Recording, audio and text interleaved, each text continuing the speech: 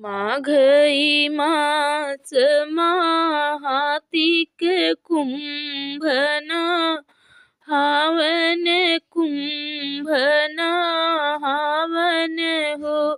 बहिनी गंगा मैया चिट्ठिया पठाऊं जौत्री सब आवई जौत्री सब आवई हो। जाउत्री जाई नहाए अंधी अंधा रोवई अंधी अंधा रोवई हो। बहिनी जाऊ मोरे होते श्रवण पुतवात हमहु न ववत्यूं त हमहु न ववत्यूं हो। इतनी बचन सुने सरवण सुनहि नाही पाए सुनहि नाही पाए नी हो।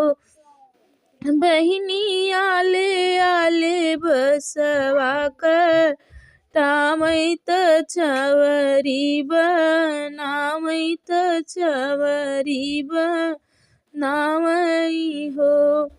एक ओरी बैठे हैं अंधी त एक ओरी अंधा त एक ओरी अंधा हो। बहिनी बीचवा में रोपे श्रवण कंधा चले हैं न वावई चले हैं न वावई हो। बहिनी बीचवा में रोपे श्रवण कंधा चले हैं न वावई चले हैं न वावई हो।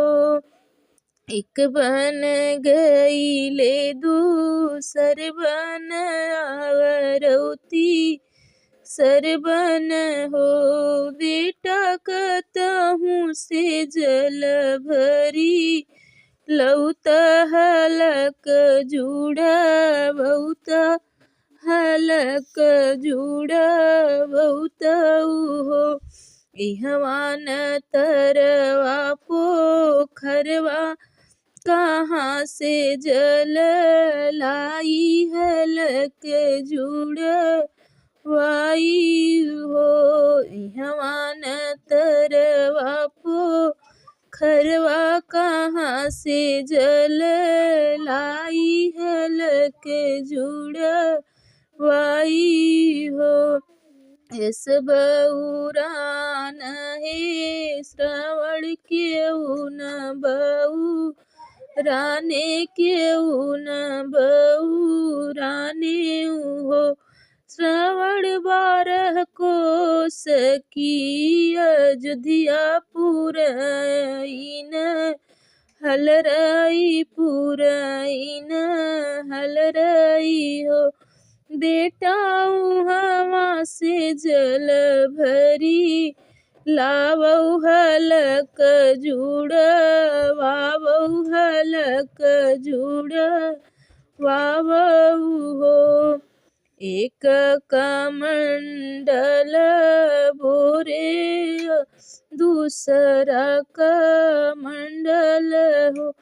बहिनी तीसरे में मारी दी है तिरिया गिरे हैं मोर झाई गिरे हैं मोर झाई नी हो।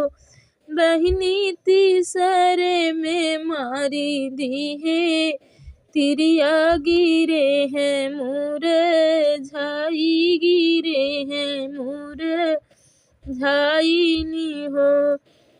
कमंडल ले आए दशरथ आए अंधा अंधी के आगे पीछे घूम रही यारी यारी घूम रही हो। किया तो हूँ है चोरवात किया श्रवण पुतवात किया श्रवण पुतवाऊ हो।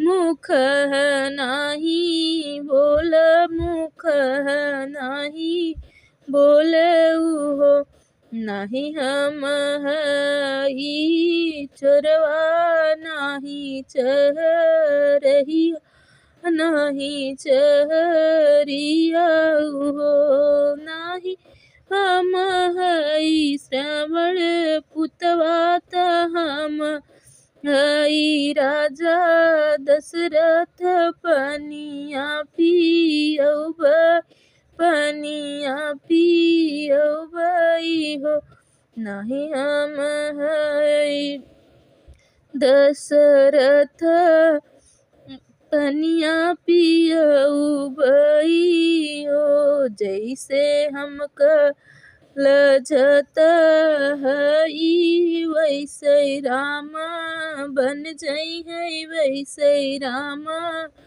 बन जई है हो जैसे हम लजत हई वैसे राम बन जई है तो हूँ लजबऊ तो हूँ लजबऊ।